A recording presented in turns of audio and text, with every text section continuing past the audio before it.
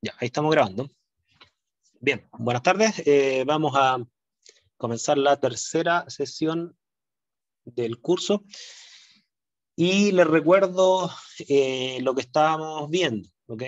Estábamos viendo las distintas visiones de mundo que hay, que son visiones que se podrían considerar más metafísicas respecto de cómo ustedes ven el mundo y la separación sujeto-objeto, si ustedes tienen una visión más monista o más dualista, ¿ok?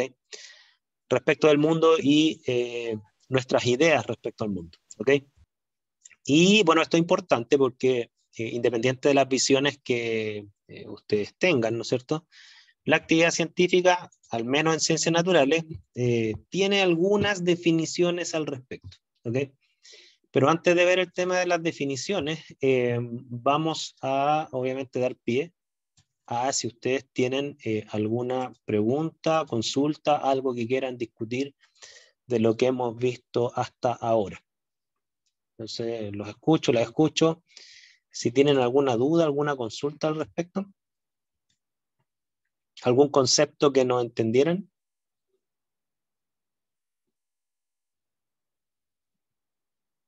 ¿No?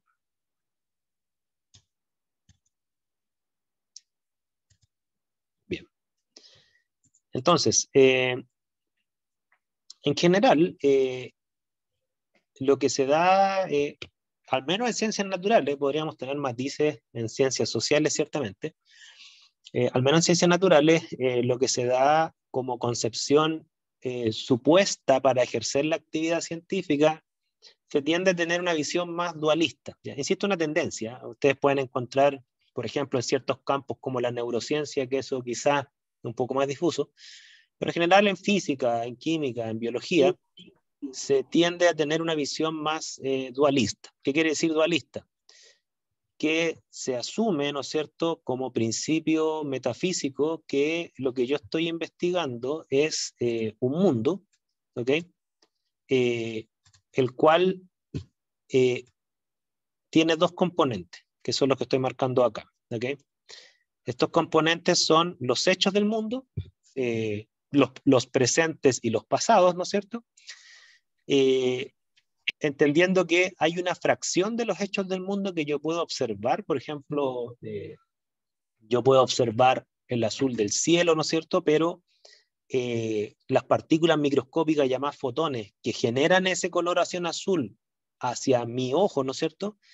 Al interactuar esos fotones con mi cerebro, toda esa componente yo no la veo, ¿ya? Por ejemplo, todo lo que es el mundo de los átomos y las moléculas, que es la base de la química, ¿no es cierto? Comprender la realidad de sus cambios a nivel atómico molecular, yo los átomos y las moléculas no las veo, ¿ya? Lo que yo veo son algunos efectos aparentes de la existencia de átomos y moléculas, ¿ok? Veo un precipitado formarse cuando mezclo dos soluciones, ¿no es cierto? Veo un cambio de color en un proceso de oxidación de un metal, eh, pero eso ocurre en el mundo, ¿ok?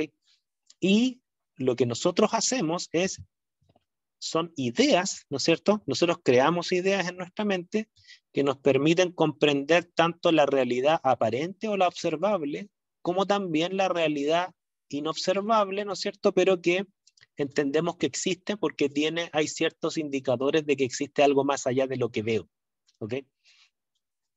Eh, entonces, la separación sujeto-objeto en la actividad científica profesional no quiere decir que ustedes tengan esa visión, ¿ok? Y estoy hablando de la actividad científica profesional, la cual no es necesariamente es la visión del educador en ciencias, ¿ok? Pues bien, tiende a separar los objetos del mundo de nuestras ideas. Tan es así, por ejemplo, que las teorías de cosmología o la teoría de la evolución, por ejemplo, asumen como supuesto, aunque este es un supuesto científico que se puede poner a prueba, asumen como supuesto que la evolución espontánea de la materia o la evolución de las especies dieron en última instancia un ser humano, ¿ok? Como la última parte de la historia del universo, ¿ok? Pero se entiende que hay todo un mundo de miles de millones de años antes que existiera un ser humano, ¿ok? O sea, hay una realidad independiente y casi toda la realidad, si entendemos la realidad desde el punto cero donde se creó el universo, hace más o menos 13.000 o 15.000 millones de años atrás, hasta la fecha, en casi toda la existencia de la realidad, el ser humano nunca ha estado. ¿Ok? De hecho, en la serie Cosmos hacen una analogía que si dividiéramos la edad del universo en los 12 años, en los 12 meses del calendario, ¿no es cierto? Entendiendo que el 1 de enero se crea el universo a tiempo cero, bueno, supuestamente el ser humano aparecería el 31 de diciembre como a las 11:59 con 30 segundos, una cosa así. O sea, apareceríamos casi al final del año.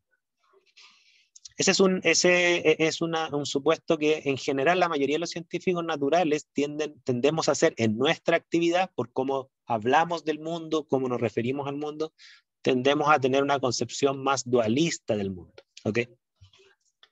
No sé si se entiende y qué les parece, si les amerita algún comentario.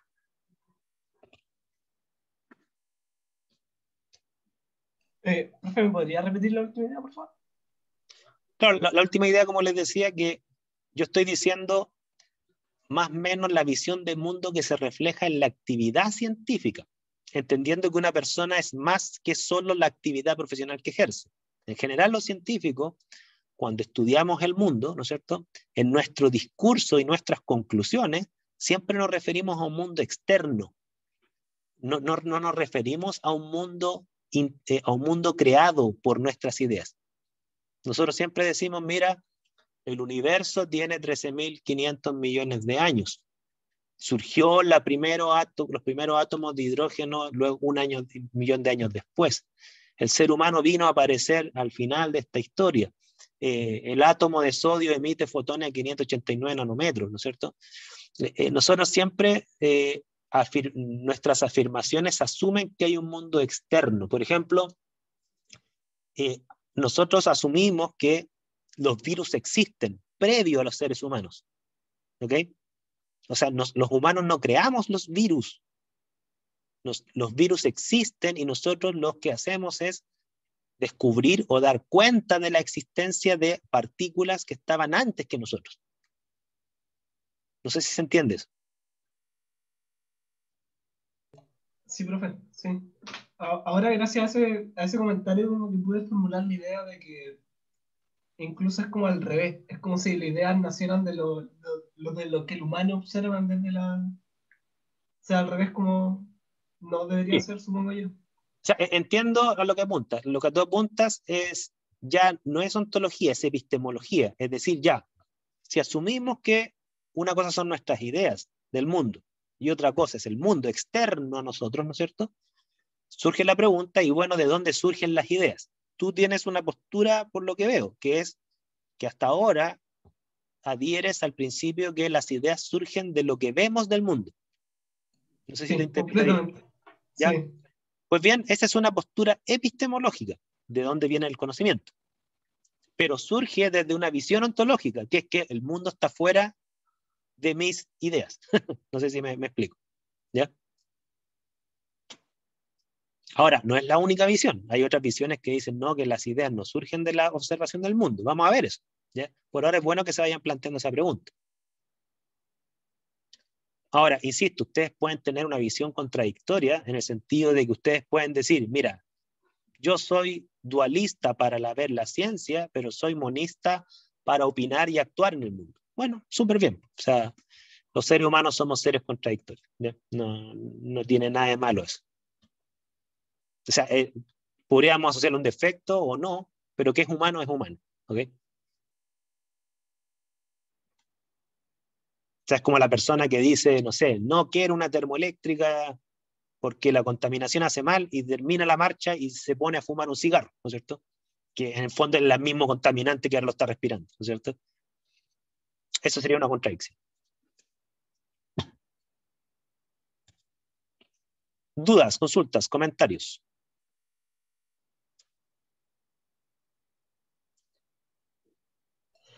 Profe, otra cosa que le quería preguntar es que ¿Sí? no, yo conozco la palabra ontología, sé lo que significa, Uh -huh. pero me gustaría saber cuál es su postura, o sea, cuál es su definición o la definición que vamos a utilizar de ontología para esta clase. Mira, yo, si bien es cierto, he visto un debate entre lo que es la ontología respecto de la metafísica. Algunos consideran que la metafísica, la ontología es parte de la metafísica, esa es como la visión más amplia que existen. Hay otros que la ven como algo aparte, hay otros que dicen que no existe la ontología, solo existe la metafísica. Yo adhiero un poco a la definición que aparece en el libro El Búho de Minerva de Rafael Echeverría, que dice, más o menos así, dice, la metafísica es una rama de la filosofía que se aboca a estudiar qué es la realidad, ¿ok? La ontología es la rama de la filosofía que estudia la estructura de la realidad, los objetos y las propiedades que componen esta realidad, ¿ok? Entonces, esa visión de Echeverría separa la metafísica de la ontología, la separa en el sentido como disciplinas, obviamente que hay una conexión, ¿ya? Esa es la que yo tiendo a trabajar acá. ¿Por qué adhiero a esa? Porque dentro de lo que son las teorías del cambio conceptual que se utilizan en didáctica, es como la que más se utiliza, ¿ya? Es una cosa meramente pragmática, ¿ya? O sea, es más ad hoc a cómo se entiende la ontología desde la didáctica de la ciencia, que como este es un ramo obligatorio para pedagogía en química, puede que les haga más sentido para cuando estudien didáctica, ¿ok? Claro, comprendo. Pero si ustedes tienen otra visión o quieren aportar, por favor, háganlo, no se restringen, ¿ya? O sea, yo lo preguntaba porque se me había entrado la duda de hasta qué límite iba a llegar, porque si esto trascendía ya como metafísica, Claro. eso saldría como el campo de la didáctica y la ciencia, entonces. Claro, o sea, mira, hay una visión, y en base a tu pregunta voy a aprovechar de ya ver el tema ontológico como tal, ¿no es cierto? Espérense, denme un segundo. Para un poco acotar la discusión, porque cuando nosotros hablamos de ontología, en este curso no vamos a hablar de ontología general, vamos a hablar de ontología de la ciencia, y no de toda la ciencia, de las ciencias llamadas naturales, ¿ok? A eso nos vamos a abocar y ahí vamos a acotar un poco la discusión, ¿ya? Y al respecto, ¿no es cierto? Les voy a mostrar un diagrama que quizás ahí va a responder una de tus inquietudes que me acabas de plantear, que es el siguiente diagrama. Mira, este es un diagrama que inventé yo, me lo pueden criticar en realidad. Estoy hasta medio arrepentido de la flecha. Debería haber puesto una flecha bidireccional en todos lados y no unidireccional. Pero ¿qué es lo que quiero graficar con esta figura? Que cuando nosotros hablamos del conocimiento científico, ya sea el conocimiento científico que generamos en los que nos dedicamos a hacer ciencia, ¿no es cierto? Conocimiento científico generado o el conocimiento científico que enseñamos, ¿no es cierto? Cualquiera de los dos contextos, hay que entender que este es un conocimiento que surge de la investigación científica. Se surge de una actividad humana planificada con ciertos criterios de evaluación, ciertos principios, ¿no es cierto? Cierta lógica, que la vamos a ver. Pero esta investigación científica surge, y aquí no he visto grandes diferencias de opinión, surge con un principal objetivo, que es comprender cómo funciona el mundo material. Que es comprender cómo funciona el mundo. ¿Ok? Ese es el principal objetivo de la investigación científica, al menos en su vertiente básica. Comprender cómo funciona el mundo. Esas definiciones vienen casi de Galileo, ¿ya? Y la repiten los mejores científicos y divulgadores que existen hoy en día. No hay grandes diferencias, ¿ya? Conocer cómo funciona el mundo. Ahora, ¿qué es lo que pasa? Que en ciencias naturales, el mundo que estudiamos es el mundo material, ¿ok? Y aquí viene un tema que vamos a tener que empezar a reflexionar, qué se entiende por mundo material. De hecho, algunos autores que incluso son de humanidades separan las ciencias de la materia, dentro de las cuales están lo que entendemos por ciencias naturales, versus las ciencias del espíritu, por ejemplo, que ya estaríamos hablando, por ejemplo, de hermenéutica y religión, ¿ok? Entonces, nosotros estudiamos un mundo llamado el mundo material. Por supuesto que las personas que son materialistas dicen, y eso es lo único que existe, ¿ok? No hay nada inmaterial, solo existe lo material. Y normalmente esas personas que son materialistas, incluso más allá de lo que es la investigación científica misma, tienden a ser ateos, eso no es extraño, ¿ya? Pero hay personas que son científicos, que son materialistas en su actividad científica, pero así y todo, son creyentes en una realidad inmaterial y no hay problema con eso, al menos hasta donde yo lo entiendo. ¿Ok?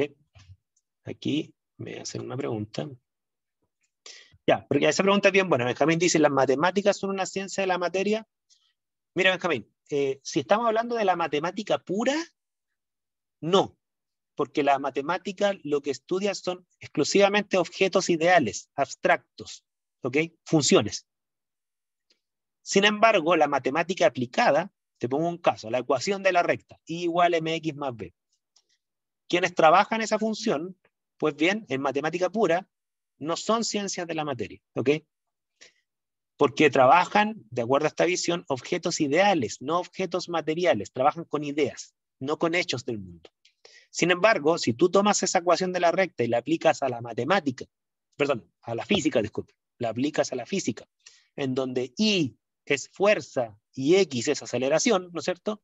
Ahí estás dándole un referente material a la variable. Y ahí sí pasarían a formar parte, y fíjense lo que voy a decir, del lenguaje de las ciencias de la materia, al menos de una de ellas, la física. La ecuación de la recta también está en química, por ejemplo, en la ley de Lamberville, que se utiliza mucho en espectroscopía, donde I es absorbancia, X es concentración, por ejemplo.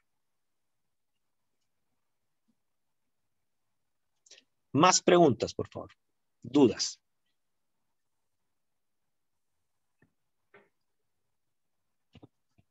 Entonces, cuando hablemos de ontología, vamos a hablar, ¿no es cierto?, en este caso de la estructura de la realidad, pero entendiendo, y por eso aquí hay una conexión con el lenguaje, con lo que le llama mucha gente semántica, ¿no es cierto?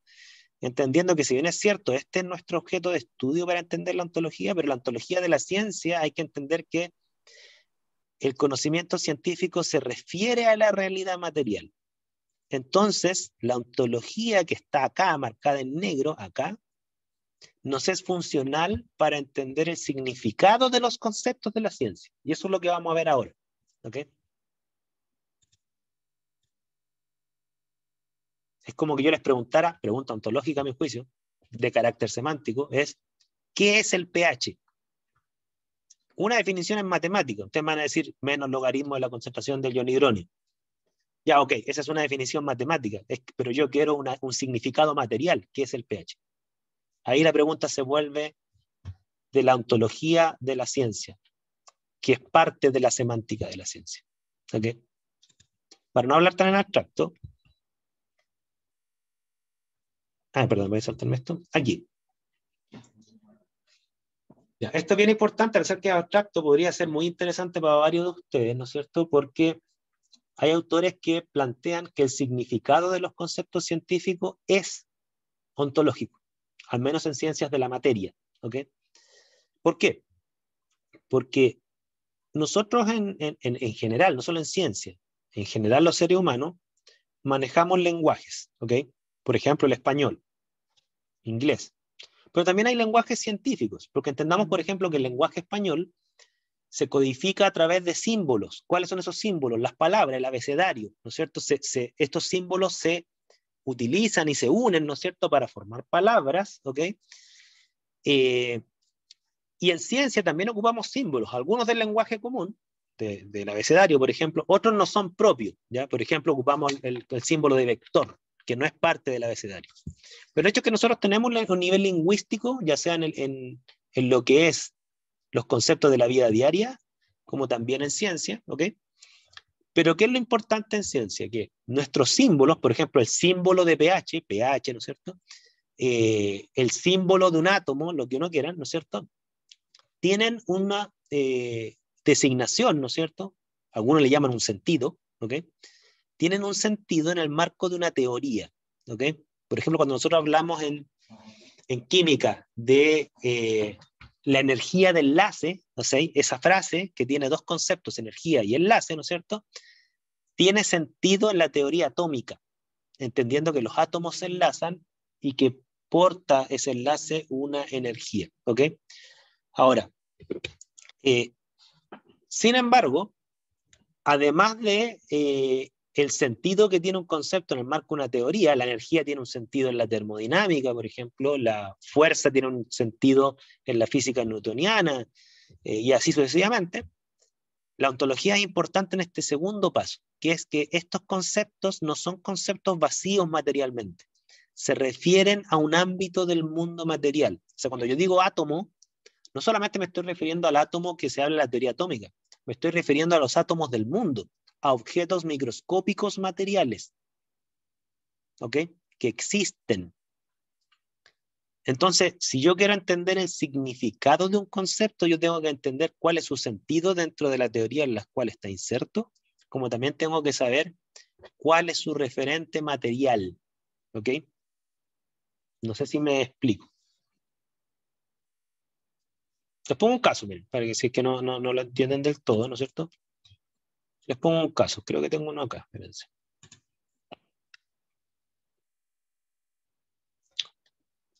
Por ejemplo, ahora creo que tengo otro más simple, acá. Aquí está, ¿no es cierto? El que le acabo de decir, átomo, ¿no es cierto? Yo, a nivel lingüístico, ¿no es cierto? Átomo, yo lo puedo escribir en español, en inglés, en francés, puedo hacer un símbolo abstracto, ¿no es cierto? Pero el átomo designa una hipótesis central de la teoría atómica. Es decir, postulado de la teoría atómica, partícula indestructible e indivisible que se combina en proporciones definidas con otros átomos, una cosa por el estilo, ¿no es cierto? Pero esa definición no es solamente abstracta, en el sentido de que no está solo en el plano de las ideas. Entendemos que se refiere a un objeto material microscópico, ¿ok?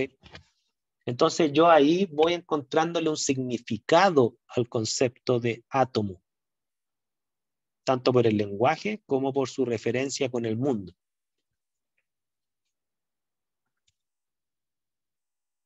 De hecho, el concepto de objeto, ¿ok? Objeto u objeto material, como quieran verlo, el concepto de objeto es un concepto ontológico.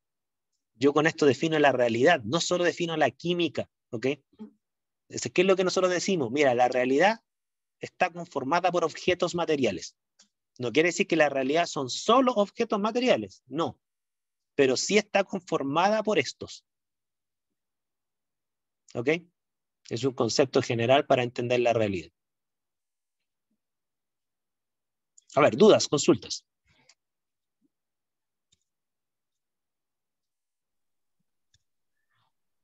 Waldo, ¿Sí? mira, con respecto al ejemplo que estás dando, referido al objeto material, que desde el punto de vista de la ontología, son las cosas que existen en la realidad, quisiera aportar un ejemplo. Hace tiempo atrás vi una fotografía de un poderoso microscopio electrónico que mostraba una molécula de benceno y se veía en cierto modo, no tan en cierto modo, casi clara la estructura la estructura de la molécula con sus átomos. Así que eso es así. Y bueno, esa es una cosa bien importante, ¿eh? Por ejemplo, cuando yo les digo a ustedes pH, ¿no es cierto? ¿Qué es el pH? Bueno, en el marco de la teoría ácido-base, ¿no es cierto? El pH designa una función logarítmica de la concentración de una especie química, ¿ok? Pero al mundo, el pH se refiere a una propiedad de un sistema del mundo, llámese soluciones acuosas, ¿ok?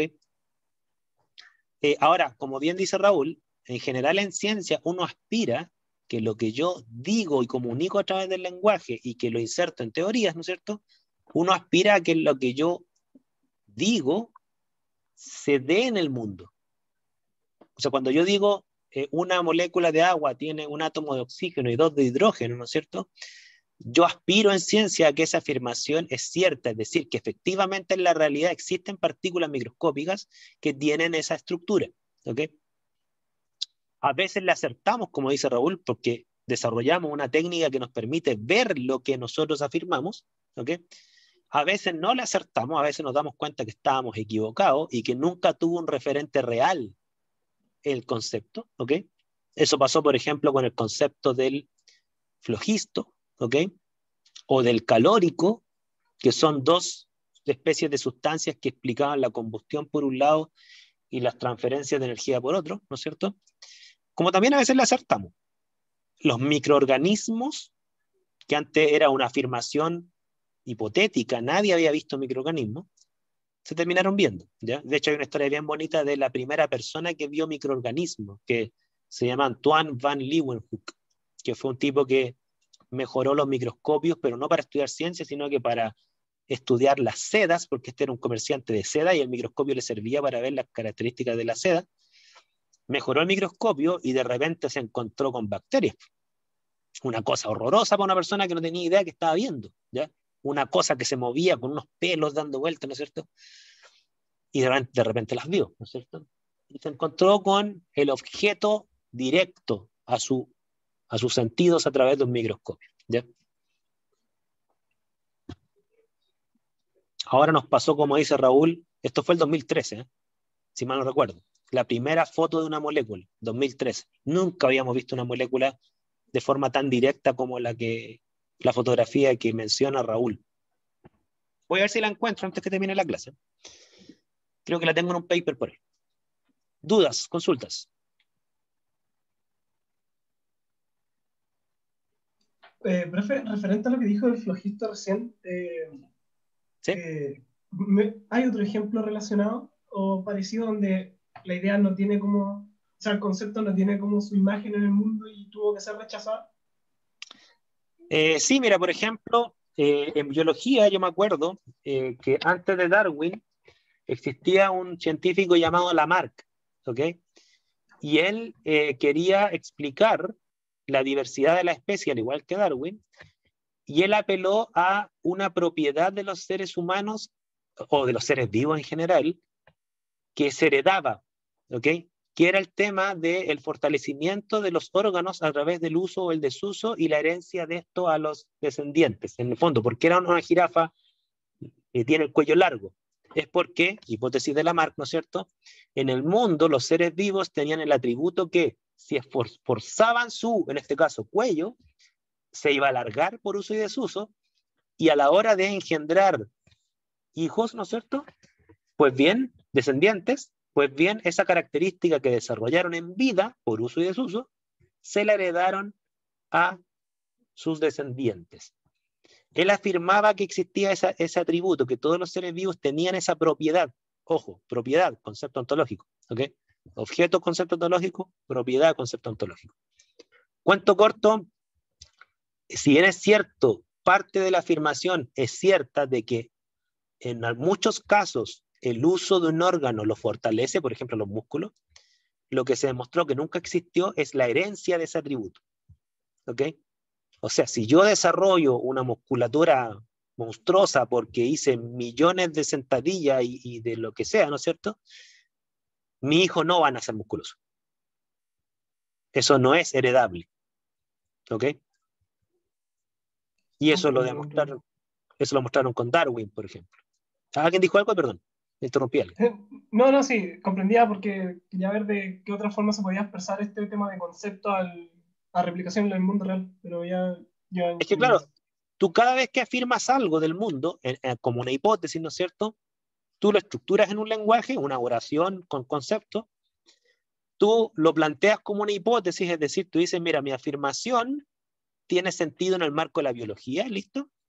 Y luego los hechos dirán si es que esa afirmación realmente se refería a algo real o no. Lo importante es referirte al mundo. Si a lo que te refieres del mundo no existe, tu idea es falsa. Si a lo que te refieres del mundo existe, tal cual como tú lo describes, tu idea es cierta, ¿no es cierto? Y listo, ¿ya? O sea, esta figura no tiene que ver con que si tu idea es cierta o falsa, tiene que ver con que una idea científica siempre se refiere al mundo, asertivamente o erradamente, ¿ok? Aquí me pusieron algo en el chat. Claro, los terraplanistas exactamente, o fallan en el último paso, o sea, los terraplanistas no tienen una ontología anticientífica. Lo que tienen los terraplanistas, a mi juicio, ¿no es cierto?, es una epistemología anticientífica. La forma en la cual validan sus ideas no sigue los estándares de la ciencia. Y eso lo vamos a ver más adelante.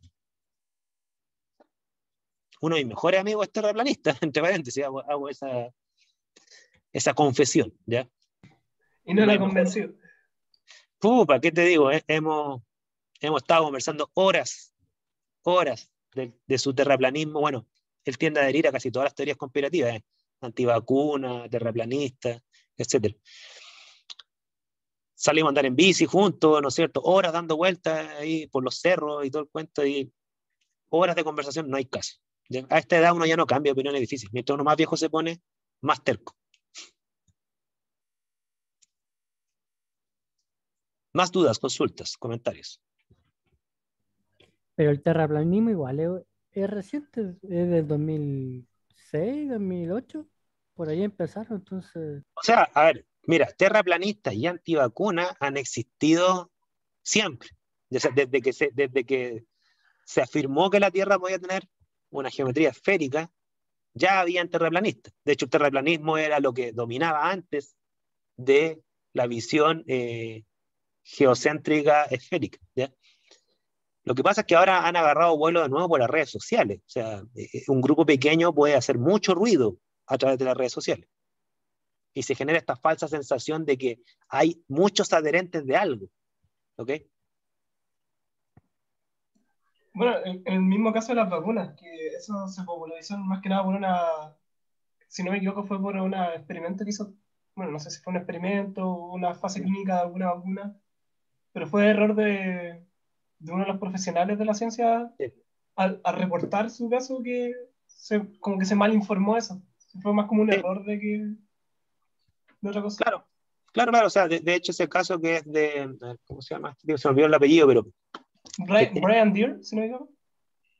No, yo me refiero a un caso posterior, me refiero al el movimiento antivacuna surgió por el actual, no el anterior, ¿eh? Porque cuando la primera vez que se desarrollaron las vacunas, que tengo entendido que fue para la viruela, la palabra vacuna viene de que se le inyectaban a las personas como, no sé si era sangre o pus de la viruela que desarrollaban las vacas. Y así las personas no se les pegaba la viruela humana, ¿ok? De ahí viene como la palabra vacuna, era una especie de inmunización a través de las vacas, ¿ok? En donde si a mí se me pegaba la viruela de las vacas, tenía efectos mucho menos dañinos que se me pegara la viruela humana, ¿no es cierto? Entonces había una especie no sé si llamarle tribu o país, ¿no es cierto? En donde se acostumbraba por una cosa ancestral de que las personas se apegaran a las vacas que tenían viruela. ¿Y cuál era el efecto? Que esta gente, ¿no es cierto? Después no se les pegaba la viruela humana, y la viruela humana era terrible, o sea, los que no se morían quedan deformados, ¿ok? Entonces, ahí se desarrolló la vacuna. Y desde que surgió la vacuna, ¿no es cierto? Que después se profesionalizó, se entendió por qué la vacuna realmente afectaba a esto, o sea, generaba esa inmunidad. Vinieron los reyes de Inglaterra, ¿no es cierto? Que vieron en ese procedimiento una forma de proteger a su prole y fueron los primeros en vacunarse. Los franceses no se querían vacunar. Después los franceses y sus hijos estaban o muertos o deformados porque la viruela era una pandemia, pero 1000 veces peor que la que tenemos actualmente. Bueno, cuento corto, desde ese momento ya habían antivacunas. Y de hecho hay dibujos antiguos que dibujan a la gente que se vacuna bajo ese esquema, que es ponerse en contacto con animales, lo dibujaban como animales y cosas por el estilo, para ridiculizarlo. O sea, veían en esa práctica la vacuna algo grotesco, ¿ok? Algunos lo veían como ir en contra de los designios de Dios. O sea, en el fondo, si Dios te mandó la viruela, es tu destino, morir o quedar deformado, por ejemplo. Bueno, sea como sea, ya habían antivacunas desde esa época. Ahora, los antivacunas actuales, este resurgimiento del movimiento antivacuna, claro, viene de un paper de un autor de apellido Wakefield, que según él había descubierto que había una relación entre el mercurio que tenían algunas vacunas con el autismo, ¿ok? Y sacó un paper después que fue retractado porque se demostró que él era un vendedor de preservantes de vacunas y él tenía un conflicto de interés que no declaró y en el fondo él quería vender su preservante para eliminar el mercurio y vender su preservante de vacuna, ¿ya? Eso fue retractado y Wakefield fue expulsado de la sociedad científica porque cuando uno tiene conflicto de interés tiene que decirlo. Si uno lo oculta, quiere decir que uno está ocultando entonces un fraude, ¿ok? Más dudas, comentarios, por favor. No sé, disculpen que realmente me emociono y hablo como loro. Me había recordado había un libro donde había leído eso y por eso me acordé justo de este tema que salió ahora, de ¿Mm? Wakefield. Brian Deere, si no me equivoco, era el periodista que le preguntó algo así. Sí, el nombre me sonaba. Bueno, si quieren leer libros que cuenten esta historia de forma mucho más entretenida, como yo la redacto, cómprense La ciencia pop de, de Gabriel León, nuestro autor, nuestro Carl Sagan nacional junto con Massa. ¿Ya? Igual yo ¿Sí? quisiera agregar algo que se mencionó acá hace un ratito atrás. ¿Mm? Y cuando uno habla de cosas que tienen propiedades, ¿cierto? Propiedades que es lo que caracteriza a la cosa, al objeto, y según Bunge, la propiedad la define como la capacidad de cambio, una capacidad de cambio de energía. Eso es algo que caracteriza al objeto, que lo define, y en diferentes modos y estados. Y eso, porque Sí. también la energía puede pasar de un estado, de una situación, de un estado a otra forma, etcétera. Pero es una caracterización del objeto, es una propiedad, o en otras palabras, un poco más simple, como una cualidad que tiene el objeto, pero más bien dicho, una propiedad. Y Sí, bueno, es un universal de todo, tanto. mira, muy importante eso. Lo que pasa, Raúl, es que yo, no sé si se han dado cuenta ustedes, estudiantes, ¿no es cierto?, que yo estoy a ustedes pasándolo de contrabando conceptos ontológicos, así como que no quiere la cosa. Lo estoy vacunando literalmente y ni siquiera se han dado cuenta que la jeringa ya está dentro de su brazo. ¿Okay? Vimos un concepto ontológico, el de objeto. Por ejemplo, los átomos se refieren a objetos del mundo. Por lo tanto, entendemos la realidad como que está conformada por objetos. No es suficiente el concepto de objeto para definir lo que es real, ¿okay?, en ciencia, pero sí es necesario. También les mostré este caso, ¿no es cierto? Selección natural, por ejemplo. La selección natural, en el concepto de la teoría de la evolución, es un postulado de la teoría de la evolución. Pero la selección natural a qué hace referencia en el mundo, hace referencia a un proceso material. Y no todos sufren ese proceso. Las poblaciones de seres vivos tienen selección natural. Recuerden, si no lo recuerdan o si no lo saben, ¿no es cierto? Yo no soy biólogo, puedo equivocarme, pero creo que la selección natural se refiere a un proceso en el cual un atributo que emerge en un individuo de la población, ¿no es cierto?, luego se propaga por reproducción debido a que ese atributo le entrega ventajas reproductivas y para obtención de alimento. ¿Ok? Entonces, por ejemplo, supongamos que ya nosotros somos seres humanos promedio, con alturas, inteligencias y capacidades promedio, supongamos que es así, y de repente surge una persona con una inteligencia pero desbordante, ¿ok? Que empieza a descubrir cosas que nadie ha podido descubrir porque su inteligencia supera a todos los demás. Desarrolla mejores materiales, así, un Elon Musk, ¿ya? Desarrolla baterías que acumulan más energía que nadie, lanza cohetes al espacio, satélite, todo un Elon Musk, ¿ok? Bueno, esa característica que emergió en esta persona le va a dar ventajas en esta sociedad. Ventajas para tener más dinero, tener más poder, conseguir pareja, ¿no es cierto?, tener hijos, alimentarlos, ¿no es cierto? Y como eso surgió espontáneamente como una mutación, supongamos que le mutó las primeras neuronas y por lo tanto se le generó un supercerebro, ¿no es cierto? Bueno, esa mutación, mediante la reproducción, se la hereda a parte o si no a todos sus descendientes, ¿ok? Y esos descendientes van a tener la misma capacidad superhumana, les va a dar las mismas ventajas y esos descendientes ahora van a tener más descendientes. Entonces empieza a generar una especie de una prole que sigue un linaje súper inteligente. Entonces después de varias generaciones, la población se vuelve más inteligente porque un ancestro desarrolló por primera vez esto. Entonces se seleccionó de forma natural una característica que da ventaja reproductiva y alimenticia, y eso es lo que se llama, tengo entendido, selección natural. No todo atributo de selección natural tiene que ver con cuestiones físicas, a veces tiene que ver con cuestiones de cultura. A lo mejor hay familias que tienen una cultura más alta que les permite desenvolverse mejor en el mundo, le heredan a través de libros, a través de conversaciones a sus hijos ese bagaje cultural, lo que se llama capital cultural, y esos hijos por lo tanto van a tener una ventaja respecto a los demás, van a poder aprovechar mejor la oportunidad, etc.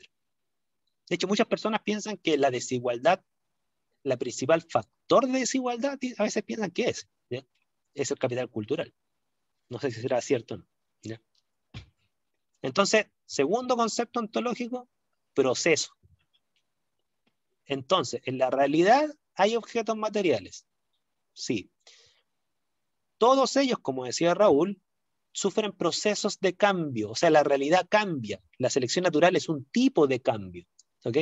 Los procesos de cambio. Entonces, la realidad está compuesta de objetos que cambian en distintas dimensiones. Las poblaciones cambian a través de este proceso llamado selección natural. Pero piensen ustedes que todos envejecemos los seres vivos. Ahí tienen otro proceso material. ¿Ok? Las sustancias se combinan a lo largo del tiempo, lo que se llama reacción química. Ese es un proceso también. ¿Ok?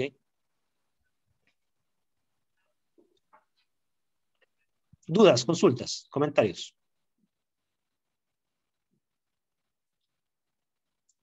Entonces, miren, déjenme saltarme algunas cosas. ¿Qué es lo que hemos visto hasta ahora? Concepto ontológico.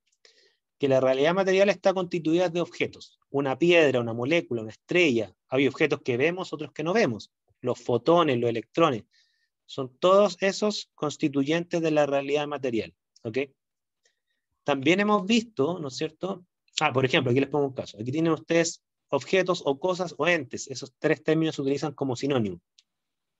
Obviamente que uno los puede subclasificar.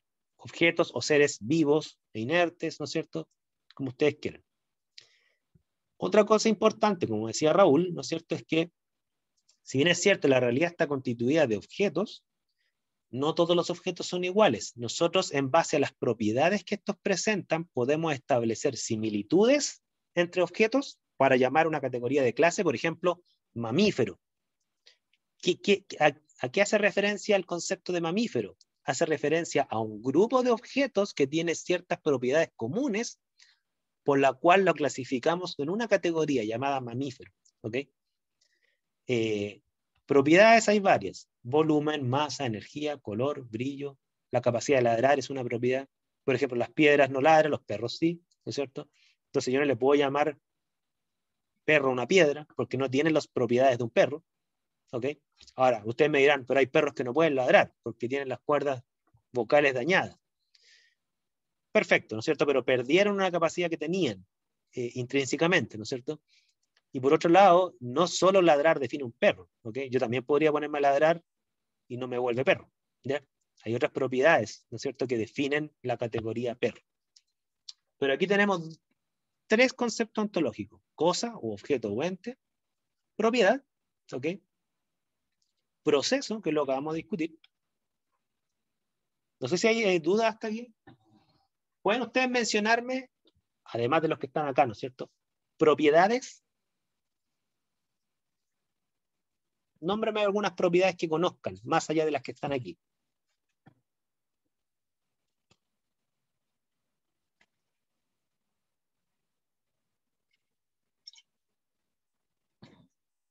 Por ejemplo, miren, les pongo un caso concreto. A ver. Ustedes son jóvenes, ¿no es cierto? Yo no. ¿Qué propiedad tiene un ser humano para identificarlo como joven y que por lo tanto se entiende que un viejo no tiene esa propiedad? Energía. O sea, digamos que tienen más energía que un joven, ¿ya? Puede ser. Ambos tenemos la misma propiedad en distintas magnitudes. Sí, ¿ya? Como dice Gaby, ustedes tienen más vitalidad. No es que yo tenga cero vitalidad, ¿ya? Sino tampoco estoy muerto, ¿ya? Pero denme una propiedad que ustedes tengan que un viejo no tiene. No es que la tiene en menor proporción, no tiene.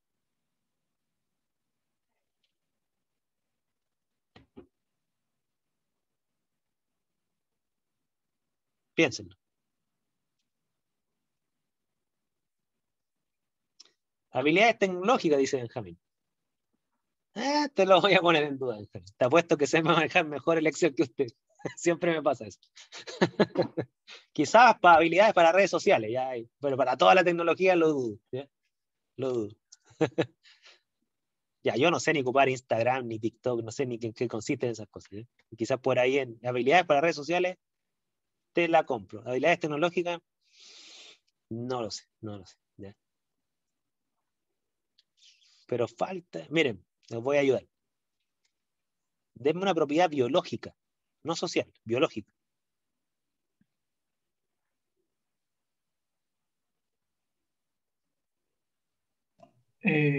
Puede ser asociado a algo a conexiones neuronales o algo al cerebro, ¿no? Ya, mira, por ejemplo, ya, ese caso es importante, ¿no es cierto? Lo que está descrito es que, por eso es importante estudiar de joven, ¿ok? Es que los talentos neuronalmente se desarrollan en la adolescencia. De hecho, hay un proceso neuronal bien interesante que pasa en la adolescencia que se llama la poda neuronal. Cuando uno es niño, se forman muchísimas conexiones neuronales, muchísimas. Es como que uno aprende de todo, ¿ya?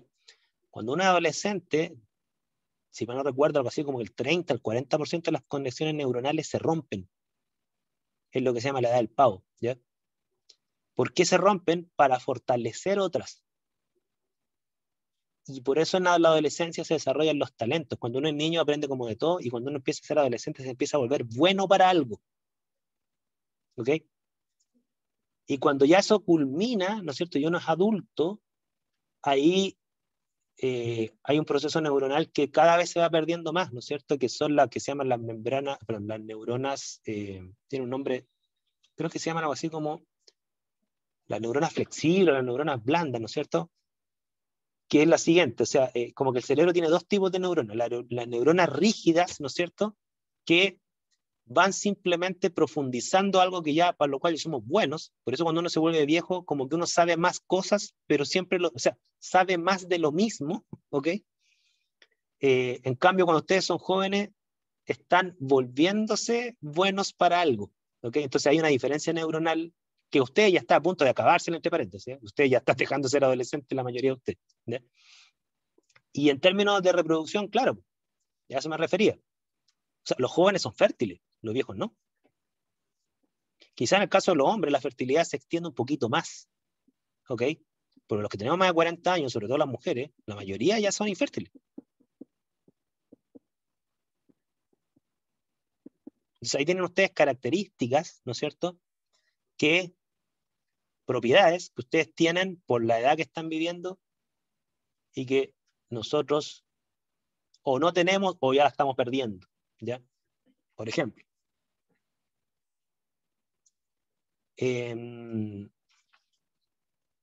dudas, consultas. ¿Se entiende lo que es una propiedad? Propiedad, entonces, como dice Raúl, ¿no es cierto? Lo que cambian de los objetos del mundo son sus propiedades, ¿ok? Algunas aparecen, otras desaparecen, algunas se acrecientan, otras disminuyen, pero lo que cambian son nuestras propiedades. Eso es lo que cambia, ¿ok? Pero por un tema de definición, en muchos textos aparece como que las propiedades son los atributos que se manifiestan en los objetos. O sea, en el fondo, no existe el volumen, existe el volumen de algo. No existe la masa, existe un objeto con masa. No existe el color, existe un objeto que se observa con cierto color. ¿Ok? ¿Se entiende, no? Las propiedades no existen, son atributos que se manifiestan en objetos. Las cosas materiales son entidades que poseen existencia propia. Por favor, dudas, consultas, comentarios.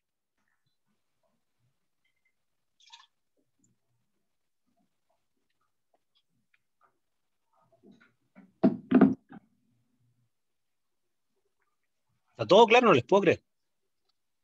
Estoy intentando formular una pregunta. Ya, anótenla, piénsenla. ¿Ya? Esto no es fácil, ¿eh? Por eso tenemos como 8 sesiones de ontología en el programa. Por ejemplo, propiedades de los átomos. Lancen. Energía. Ok, Masa. todos los átomos tienen energía interna, ¿sí? ¿Qué más? Masa. Masa, perfecto. Hay una masa Masa. atómica. ¿Perdón? Carga, o sea, la energía que puede ser como cinética o de carga. Ah, efectivamente, o sea, la carga del átomo, que puede ser neutra, catiónica o aniónica, dependiendo si tiene un balance de carga cero, positivo o negativo, ¿no es cierto? Por supuesto, la carga es una propiedad, ¿ok? Energía de excitación distintas. Ya, niveles de energía de los electrones en el átomo, pero fíjate, los niveles de excitación no son propiedades de todo el átomo, son de los electrones en el átomo, ¿ok? Eso bien es como un matiz, ¿eh? Aquí Ili me pone una pregunta que es bien interesante, ¿eh? Profe, pero las cosas no pueden existir sin las propiedades. ¿Cómo definimos qué es un perro sin apelar a las propiedades? Ya, son dos preguntas, ¿no es cierto? Hay visiones que dicen que lo que no puede ser captado no existe. Y claro, si yo quiero dar cuenta de la existencia de algo, tiene que haber una propiedad que pueda captar de este objeto. O sea, si supongamos que existe un objeto que tiene propiedades, pero todas las propiedades que tiene ese objeto son imposibles de acceder o interactuar. ¿Ok? Ahí las respuestas son dos. O no existe ese objeto, o existe, pero jamás vamos a saber de su existencia. ¿Ya? ¿Como un neutrino, profe? Algo así. Eso pasó por muchos años con el neutrino, efectivamente. El neutrino se postuló hace, no sé, hace como 6, 7 décadas, por el estilo. Se postuló que existía una partícula microscópica más pequeña que el neutrón, que no tenía carga y que poseía masa solo si estaba en movimiento. Cuando estaba detenido no tenía más. ¿Ok? Entonces, parecía que, oye, si era neutro no lo podemos captar por una especie de campo magnético, ¿no es cierto? Si tiene masa solo cuando se mueve y es una masa tan pequeña, ¿cómo vamos a saber que existe? ¿Ok? Entonces estuvo por décadas tratando de captarse la existencia del neutrino. Ahora, ¿cómo se captó el neutrino? Se tuvieron que hacer una especie de piscinas subterráneas con agua pesada, es decir, con deuterio en vez de hidrógeno, ¿ok? Para que la probabilidad de chocar con el núcleo sea mayor, porque obviamente un núcleo que tiene un protón y un neutrón, ¿no es cierto? Es un núcleo más pesado y es más probable que un neutrino interactúe con átomos de hidrógeno deuterado, ¿no es cierto? Que con un hidrógeno normal. Pues bien, se hicieron unos sensores súper sensibles con piscinas con agua deuterada gigante y captaron los neutrinos. Ahora la pregunta es, para responderle a Eileen, antes de ser captados por primera vez los neutrinos, ¿existían? Repito la pregunta. Antes de ser detectados o captados por primera vez los neutrinos, ¿existían?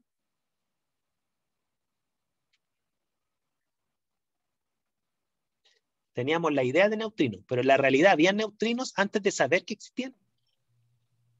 Sí, solamente que no podíamos detectarlo. O a menos que su detección lo hayan traído a la realidad.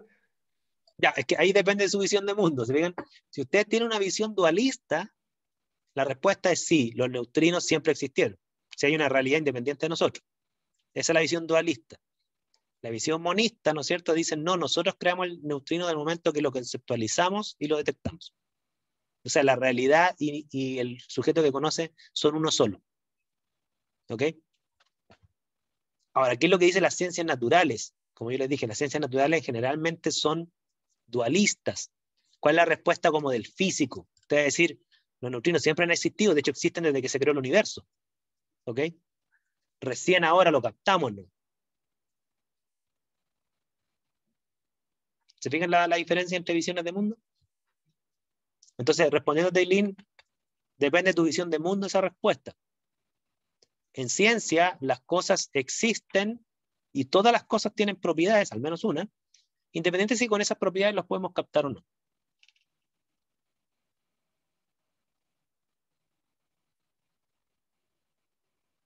Dudas, consultas, comentarios.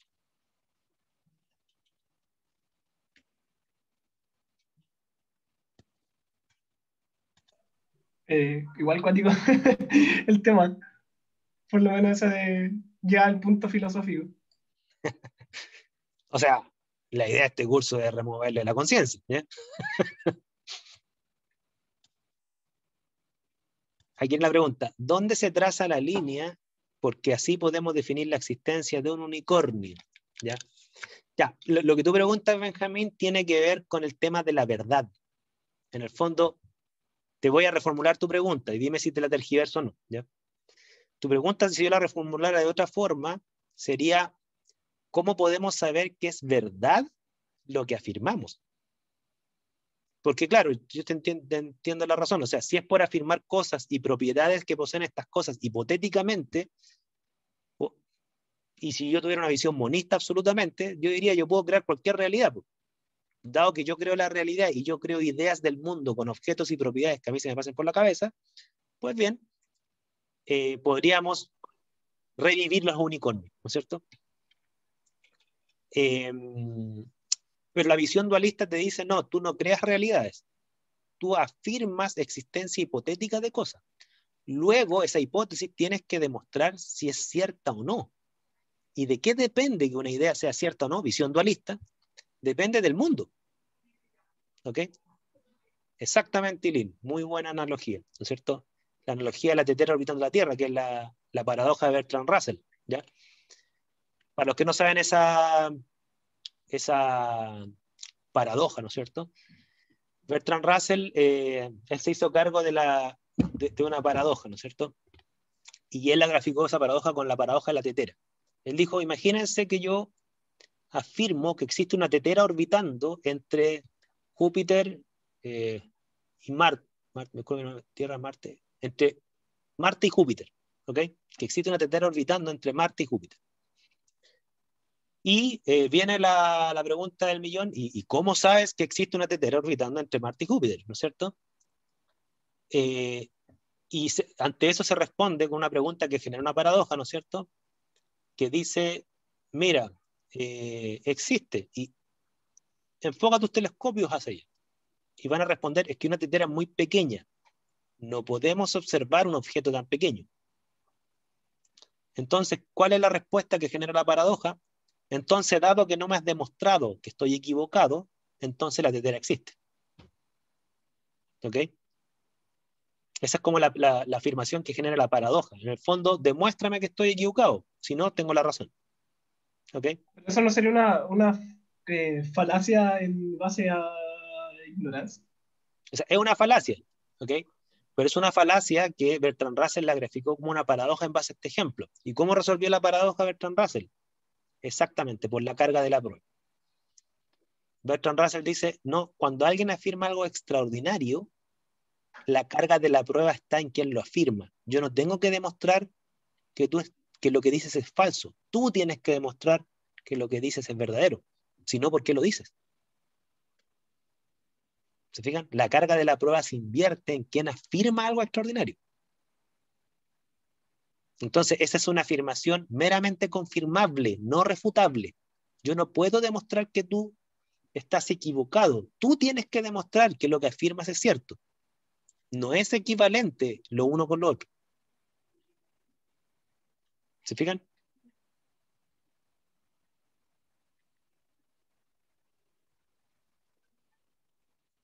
Entonces, claro, la pregunta que hablaba, ¿no es cierto?, del unicornio, ¿no es cierto? Claro, en este caso, si alguien afirma que existen los unicornios y que son parecidos a los caballos con un cachito adelante y que además vuelan a través de un arco iris, ¿no es cierto?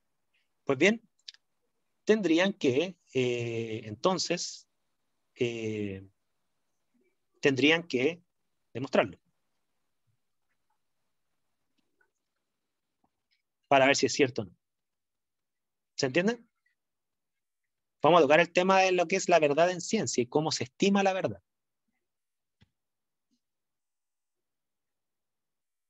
Dudas, consultas, comentarios.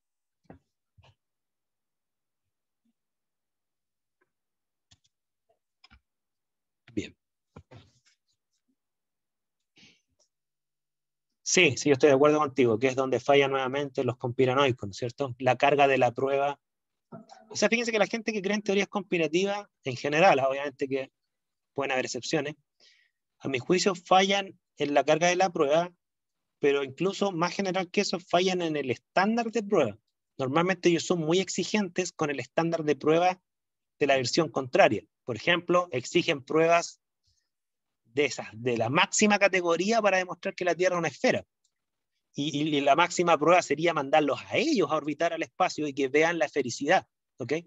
Ese es el nivel de prueba que casi piden. ¿Ok? Porque cuando uno les muestra fotografías de la NASA dicen que están trucadas. Cuando uno les muestra cómo desaparece un barco en el horizonte, dicen que es un efecto que tiene que ver con el alejamiento y la refracción, no con que sea esférica, etc. ¿No es cierto? El problema está que cuando es ese nivel de estándar de prueba súper alto que le exigen a la teoría heliocéntrica, ¿no es cierto? Perdón, geocéntrica, no se la exigen a su teoría terraplanista. O sea, ellos creen en la Tierra plana sin tampoco tener ninguna evidencia desde el espacio de ellos mismos. ¿Ok? Entonces no tienen el mismo estándar de prueba para sus ideas que para la idea contraria. Entonces la pregunta que normalmente yo le hago a mi amigo que tengo confianza es, ¿qué prueba te convencería a ti que estás equivocado? Y claro, la respuesta honesta de él es que es literalmente tener una fotografía tomada por él desde el espacio. O sea, ustedes me imaginarán que la NASA no va a gastar millones de dólares en mandar a una persona solamente porque tiene dudas. ¿Ya? Bien. Entonces estas son propiedades, ¿no es cierto? Propiedades como la masa, el volumen, ¿ok? El brillo, etc.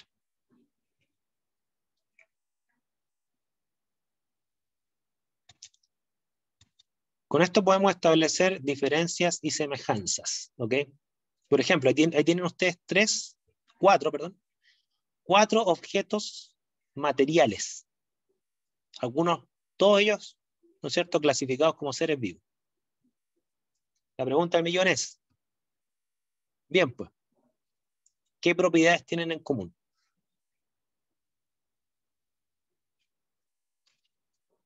Los escucho. Tienen ojos.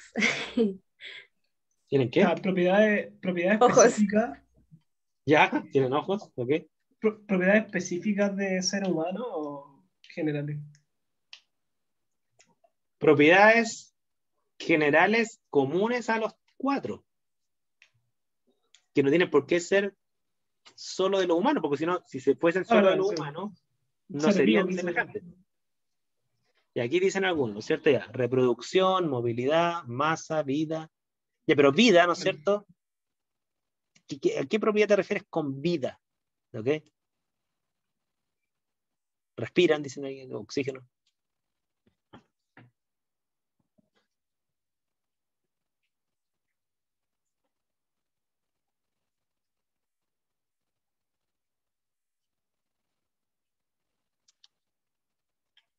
Todos son seres vivos, ciertamente, pero ¿qué propiedades definen a todos los seres vivos?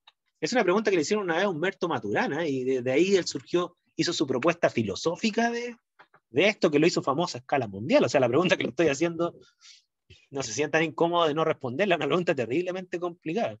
¿Qué propiedades definen a un objeto para clasificarlo como vivo? Difícil respuesta, ¿ya? Si no me equivoco, Erwin Schrödinger, o no sé cómo se pronuncia, ¿Eh? dijo que los seres vivos eran seres capaces de autorregularse ¿Ya? y mantener como un estado de equilibrio. Interesante, interesante. Autorregularse y mantener el estado de equilibrio. O Fíjate sea, estoy parafraseando porque no me acuerdo exactamente lo que ya. dije. Sé que era algo relacionado a autorregularse. Ok. Benjamín aquí dice que nacen, viven, se reproducen y mueren. Ese es un proceso, los distintos procesos de la vida que tiene que ver con nacimiento, reproducción y muerte, ¿no es cierto? Que poseen un metabolismo, están hechos de células. Ahí tiene usted atributos. En la definición de Schrödinger, ¿no es cierto? También era interesante esto, autorregulación, ¿no es cierto? Maturana creo que dijo algo así como que los seres vivos, más que autorregularse, se autoorganizan tomando materiales del entorno. Es como que una entidad es viva en la medida en que se apropia de materiales externos para autoorganizar su propia estructura. ¿Ok? Es lo que le llama, creo, la autopoiesis, o algo por el estilo. ¿Ya?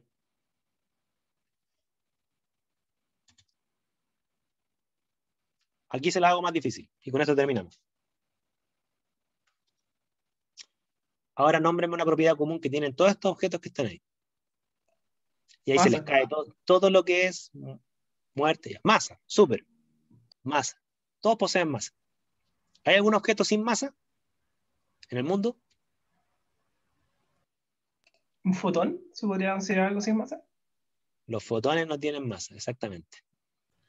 Catherine dice tienen minerales en su interior. Claro, tienen estructuras químicas Están hechos de similares, ¿no átomos. es cierto? Están hechos de átomos y moléculas.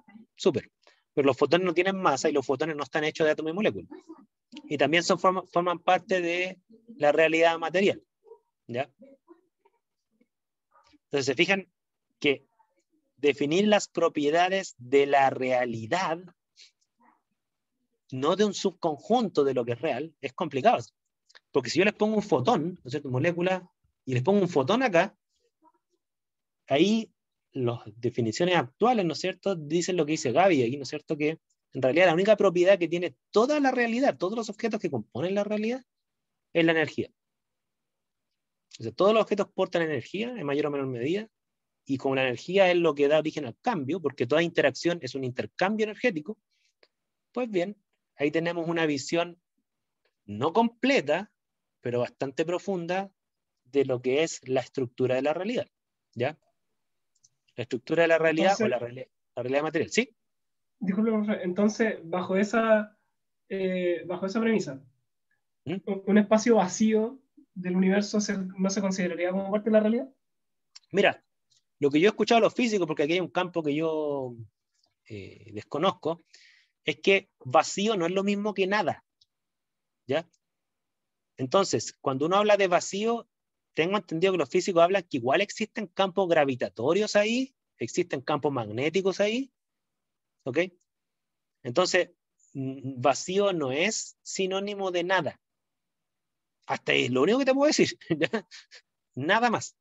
De hecho, Ya, perfecto. Stephen Hawking se hizo famoso un poco porque supuestamente en los horizontes de los agujeros negros existía lo que tú llamarías vacío, pero habían campos electromagnéticos, ¿no es cierto?, que por fenómenos cuánticos hacían emerger partículas y antipartículas, que la suma de su masa y su energía igual era cero, ¿no es cierto?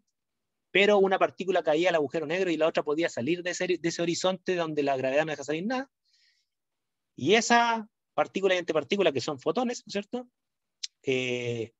genera lo que se... no son fotones, creo que son, no sé, positrones. Partículas digitales. Una cosa así, ¿no es cierto? Eso es lo que se llama la radiación Hawking. Que la descubrieron después, ¿eh? Se salió hasta un capítulo de Los Simpsons de eso. La descubrieron la radiación Hawking. ¿Ok? Hay gente que dice que Stephen Hawking no se hizo famoso por cosas ajenas a la ciencia, que no creó teorías nuevas, pero Stephen Hawking sí hizo aporte a la ciencia, maravilloso. ¿Ya?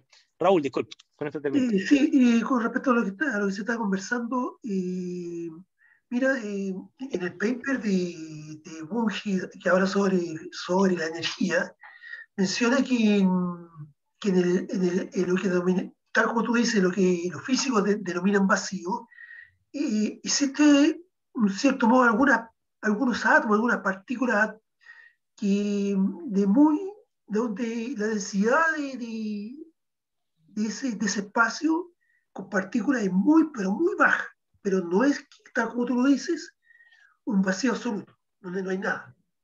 Claro, Y a la vez de vacío, los campos gravitatorios que tú dices, que por supuesto que están presentes, los claro, campos magnéticos y todo eso. es importante. Entonces, vacío no es igual a nada, así lo entendí yo de los físicos. Obviamente que me gustaría tener un físico acá que nos explique bien esto. Ahí escapa lo que yo conozco. ¿Ya? A ver, nos pidió la hora, entonces la vamos a dejar hasta acá. Yo les voy a subir un documento, en realidad varios documentos, pero les voy a recomendar uno para que ustedes vayan ya leyendo y repasando lo que estamos discutiendo y traigan sus dudas, consultas e inquietudes en las próximas clases. ¿Ya? ¿Por qué es importante? Porque esta semana probablemente les vamos a dar la primera evaluación parcial, ¿ya? Que tiene que ver con estos temas. ¿Ya? Pero veamos el jueves. Por lo pronto, al final del día, busquen y lean. ¿Ok? Vamos a quedar hasta aquí, porque nos pidió el tiempo. Nos vemos. Muchas gracias, profe. Gracias a por la todos. clase. Saludos, cuídense. Chao. Chao, profe, gracias por la clase, que estén bien. Chao, Chao, profe, que gracias. estén bien. Chao.